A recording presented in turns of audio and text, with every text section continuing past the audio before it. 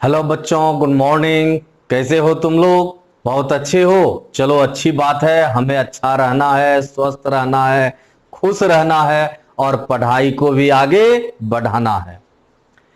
बच्चों, आज हम लोग क्लास 12th का इलेक्ट्रोस्टैटिक्स का सेकेंड चैप्टर में, स्थिर वैद्युतिकी का सेकेंड चैप्टर में एक छोटा सा लेकिन बहुत ही महत्वपूर्ण टॉपिक पढ़ेंगे। यह टॉपिक होगा कोरोना विसर्जन। इंग्लिश में इसे कोरोना डिस्चार्ज और कोरोना इफेक्ट कहते हो। तो आज हम लोग स्थिर वैद्युतिकी के सेकेंड चैप्टर में क्या पढ़ने जा रहे हैं? किरीट विसर्जन, कोरोना डिस्चार्ज और कोरोना इफेक्ट। बच्चों, आजकल जो वैश्विक महामारी कोरोना फैली हुई है, यह कोरोना वह बीमारी वाला कोरोना नहीं है, यह फिजिक्स का कोरोना है। एक शब्द समझ गए बात को? फिजिक्स में एक शब्द आता है कोरोना। हम उस कोरोना की बात कर रहे हैं।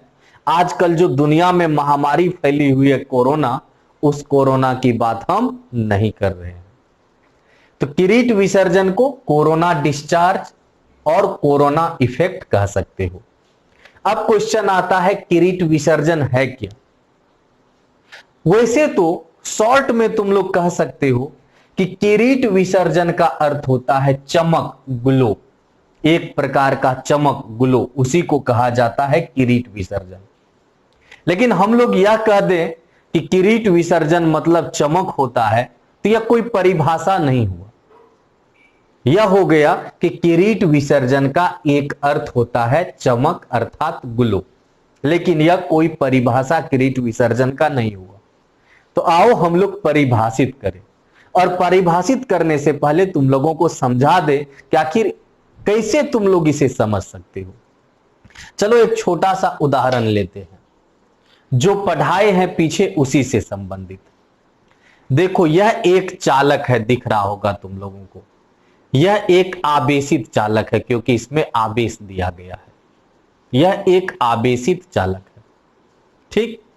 इसका यह जो भाग है, इस भाग का वक्रता त्रिज्या सबसे कम है।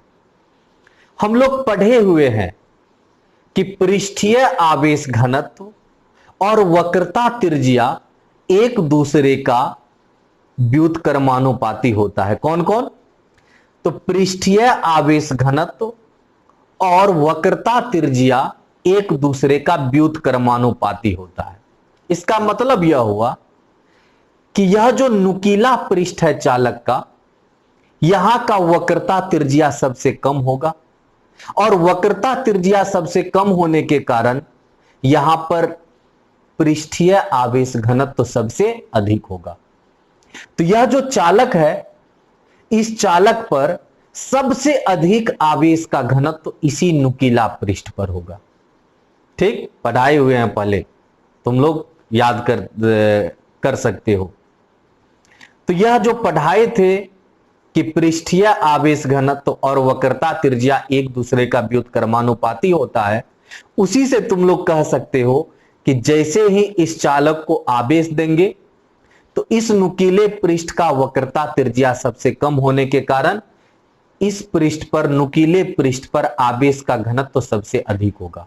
मतलब सबसे अधिक आवेश इसी बिंदु पर होगा। और यह जो नुकीला पृष्ठ है, यहां पर आवेश बहुत अधिक हो जाता है। इतना अधिक होता है कि वह अपने आसपास के तरल को आयनित कर सकता है।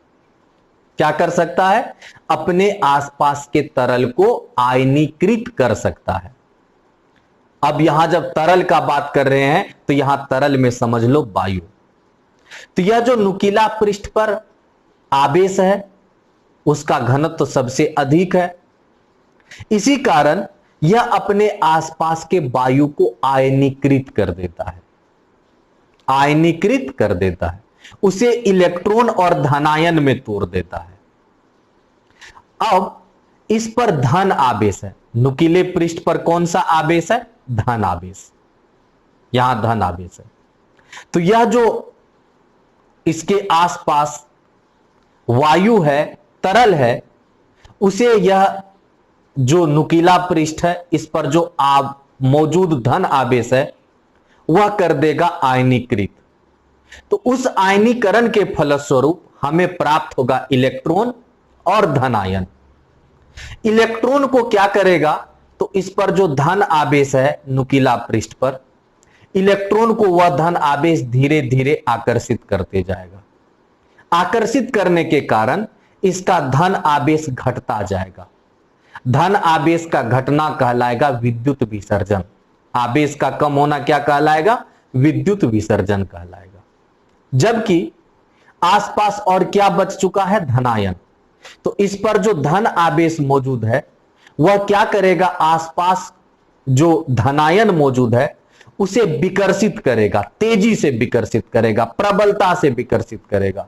उसी कारण यहां जो धनायन है वायु का, इस नुकीले पृष्ठ पर मौजूद धन आवेश से विकर्षित होकर यहां से दूर भागता है।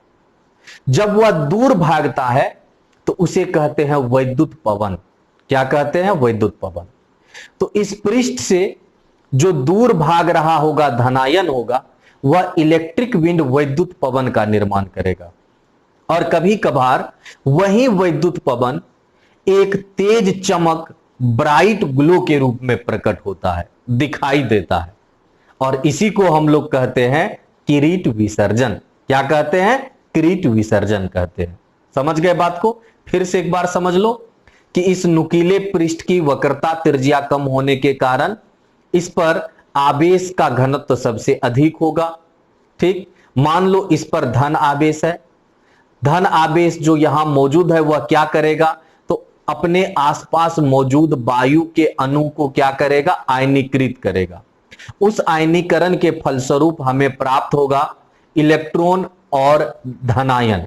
इलेक्ट्रॉन को इस पर जो स्थित धन आवेश है वह आकर्षित करते जाएगा। वह इलेक्ट्रॉन जैसे यहां पर पहुंचेगा तो धनायन को क्या करेगा, धनावेश को क्या करेगा, उदासीन करते जाएगा, न्यूट्रलाइज करते जाएगा। लेकिन इस पर जो मौजूद धन आवेश है यहां पर दूर स्थित धनायन को प्रबलता से विकर्षित करेगा। तो वह धनायन दूर भागेगा इस नुकीले पृष्ठ से। जब दूर भागेगा तो एक वैद्युत पवन का निर्माण होगा। वही वैद्युत पवन कभी कभी एक तेज चमक के रूप में प्रकट होता है, जिसे हम लोग किरीट विसर्जन कहते हैं। ठीक, तो आओ हम लोग लिखें। किसी आवेशित चालक के नुकीले पृष्ठ द्वारा, किसी आवेशित चालक के नुकीले पृष्ठ द्वारा, यहां नुकीले पृष्ठ द्वारा जब बोले तो याद रखना कि नुकीला पृष्ठ का वक्रता त्रिज्या कम होने से वहां पृष्ठीय आवेश घनत्व तो अधिक होता है।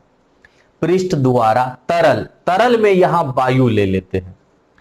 तो तरल के आयनीकरण के कारण उस पृष्ठ से विद्युत विसर्जन किरीट विसर्जन कहलाता है। किसी आवेशित चालक के नुकीले पृष्ठ द्वारा तरल के आयनीकरण के कारण उस पृष्ठ से विद्युत विसर्जन किरीट विसर्जन कहलाता है। इस घटना में वायु के धनायन नुकीले पृष्ठ पर उपस्थित धनावेश द्वारा प्रबलता से विकर्षित होते हैं तथा चालक से दूर भागते हैं। तो यहां जो चालक के नुकीले पृष्ठ पर मौजूद धन आवेश है उसके द्वारा वायु का जो धनायन होगा वह प्रबलता से विकर्षित होगा और वह चालक से दूर भागेगा। इस तेज गतिमान धनायन द्वारा वैद्युत पवन इलेक्ट्रिक विंड का निर्माण होता है। तो यहां जो धनायन चालक से दूर भागता है वह वैद्युत पवन इलेक्ट्रिक विंड का निर्माण करता है, जो कभी कभी एक तेज चमक ब्राइट ग्लो के रूप में प्रकट होता है। और यही जो तेज चमक है तुम लोग किरीट विसर्जन के नाम से जानते हो। तो यहां तक नोट कर लिया। चलो अब आगे नोट करते हैं हम लोग। बच्चों, जहां तक किरीट विसर्जन की बात है तो किरीट विसर्जन मानव शरीर कुछ वैद्युत उपकरण इत्यादि के लिए हानिकारक होता है, क्योंकि तुम लोग जानते हो किरीट विसर्जन के फलस्वरूप धनायन बहुत अधिक मात्रा में प्रकट होता है और वह चालक से तेजी से दूर भागता है, जिसे तुम लोग वैद्युत पवन कहते हो। तो यह जो वैद्युत पवन है ना, यह मानव शरीर के लिए, कुछ वैद्युत उपकरण के लिए हानिकारक होता है, लेकिन इसका उपयोग किया जा सकता है सुरक्षा के साथ। कहां? तो ओजोन के निर्माण में किया जा सकता है, स्थिर वैद्युतिकी प्रिंटिंग में किया जा सकता है। तो याद रखेंगे कि किरीट विसर्जन मानव शरीर, कुछ वैद्युत उपकरण इत्यादि के लिए हानिकारक होता है, किंतु ओजोन के निर्माण में, स्थिर वैद्युतिकी प्रिंटिंग इत्यादि में इसका उपयोग किया जाता है। अब इसका उदाहरण कहां मिलेगा किरीट विसर्जन का? तो जब किसी आवेशित सुई को किसी मोमबत्ती के फ्लेम मतलब लो, किसी मोमबत्ती के लौ के समीप लाया जाता है, तब वह लौ उस सुई से दूर मुड़ जाता है। देखो, अगर तुम मोमबत्ती जलाओगे तो देखोगे कि उसका लौ सीधा ऊपर जाता है, ठीक, अगर हवा नहीं चल रही हो तब। हम अगर कोई आवेशित सुई उसके नजदीक ले जाएंगे तो मोमबत्ती का जो लो होगा ना, वह उस आवेशित सुई से दूर मुड़ जाएगा। आवेशित सुई के तरफ नहीं, आवेशित सुई से दूर मुड़ेगा। क्यों मुड़ेगा? वैद्युत पवन के कारण। तुम लोग जानते हो कि वैद्युत पवन किधर जाता है? तो चालक के नुकीले पृष्ठ से दूर जाता है, तो दूर जाएगा तो वह लो दूर मुड़ जाएगा चालक के पृष्ठ से। तो इसे ऐसे समझ सकते हो कि जब किसी आवेशित सुई को किसी मोमबत्ती के फ्लेम अर्थात लौ के समीप लाया जाता है, तब वह लौ उस सुई से दूर मुड़ जाता है। जैसे यहां देखो, यहां कोई आवेशित सुई नहीं है तो लौ सीधे ऊपर जा रही है, लेकिन यहां देखो, जैसे ही आवेशित सुई इस लौ के समीप लाए, लौ क्या हुआ? इस आवेशित सुई से दूर मुड़ गया, क्योंकि वैद्युत पवन जो है इससे दूर जाता है, दूर गति करता है ना, इसीलिए इसको दूर मोड़ देता है। अब बच्चों, किरीट विसर्जन को हम लोग एक चित्र के द्वारा समझेंगे, ठीक है ना, एक चित्र बनाएंगे। इस चित्र में तुम लोगों का अगर कोई भी प्रॉब्लम होगा, कोई भी कंफ्यूजन होगा, तो सभी कंफ्यूजन इस चित्र में दूर हो जाएगा। तो किरीट विसर्जन को साधारण शब्दों में क्या कह सकते हो? चमक। क्या कह सकते हो? चमक कह सकते हो। यह मानव शरीर और कुछ वैद्युत उपकरण के लिए हानिकारक होता है, लेकिन ओजोन का निर्माण हो, स्थिर वैद्युतिकी प्रिंटिंग हो, इस सब में इसका उपयोग किया जाता है, लेकिन सुरक्षा के साथ किया जाता है। ठीक, अगर तुमसे कोई इसका उदाहरण मांगे तो तुम प्रैक्टिकल करके भी दिखला सकते हो कि जब मोमबत्ती के लो के नजदीक आवेशित सुई को लाओगे तो देखोगे कि वह जो लो है ना मोमबत्ती का, वह आवेशित सुई से दूर मुड़ जाता है। अब एक चित्र बनाते हैं हम लोग। यहां है तरल, सॉरी बच्चों, तरल लिख दिए हम, तरल। और तरल में भी कौन है? वायु। वायु किस रूप में होता है बतलो तो? अणु के रूप में होता है। तो यहां तरल में है वायु, वायु अणु के रूप में होता है हमारे आसपास। ठीक, मतलब कह सकते हो यहां बहुत सारा वायु का अणु है, वायु का अणु है। अब यहां है एक चालक,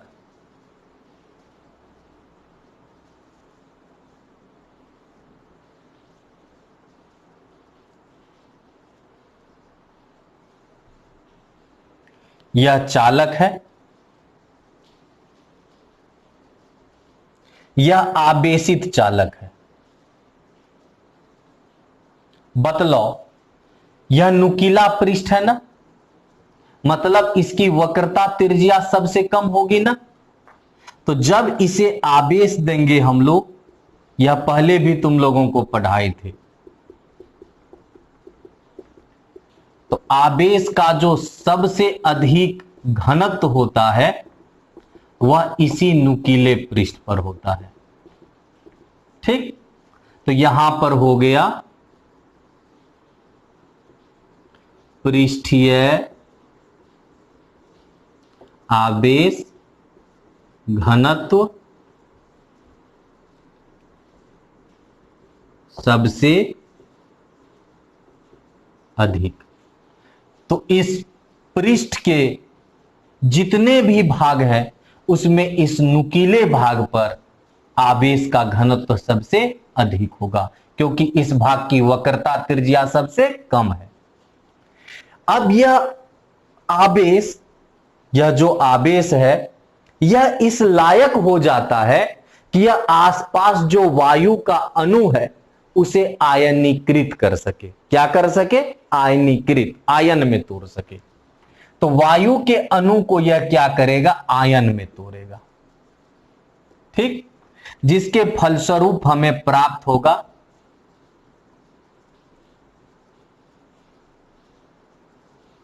कुछ इलेक्ट्रॉन। और बतलाओ, इलेक्ट्रॉन धनावेशित होता है कि ऋणावेशित? ऋणावेशित। तो कुछ इलेक्ट्रॉन प्राप्त होगा। ठीक, और इसी इलेक्ट्रॉन को यह धन आवेश क्या करेगा? अपने तरफ आकर्षित करेगा। और दूसरा प्राप्त होगा हमें धनायन।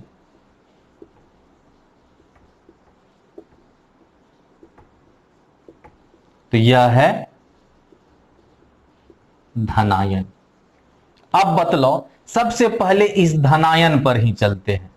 यह जो धनायन है इस धन आवेश द्वारा आकर्षित होगा या विकर्षित होगा? तो यह जो धनायन है इस चालक के नुकीले पृष्ठ पर स्थित धन आवेश द्वारा प्रबलता से विकर्षित होगा।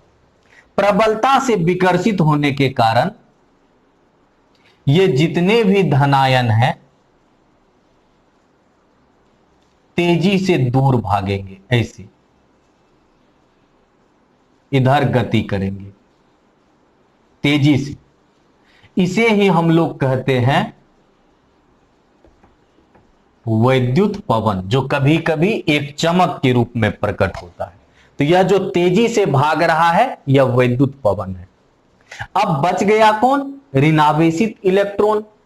ठीक, अब इलेक्ट्रॉन तो इस धन आवेश के द्वारा आकर्षित होगा, तो इलेक्ट्रॉन पहुंचेगा यहां। एक इलेक्ट्रॉन पहुंचेगा तो एक धन आवेश को उदासीन बनाएगा, दूसरा पहुंचेगा तो दो को, तीसरा, चौथा, धीरे धीरे बहुत सारा इधर पहुंचते जाएगा। और जब पहुंचते जाएगा तो क्या होगा? इलेक्ट्रॉन द्वारा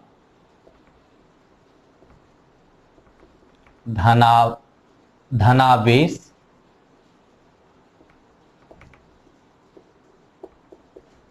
उदासीन होता जाएगा। अब बतलाओ, यहां जो धन आवेश है वह उदासीन होता जाएगा, तो यहां आवेश घट रहा है या बढ़ रहा है? इलेक्ट्रॉन आके इसे उदासीन बना रहा है तो आवेश घट रहा है ना। तो आवेश का घटना, आवेश का जो घटना है, कम होना है, उसे कहोगे क्या? विद्युत विसर्जन। और यही विद्युत विसर्जन कहलाएगा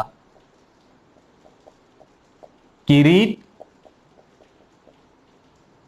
विसर्जन। क्या कहलाएगा? किरीट विसर्जन कहलाएगा।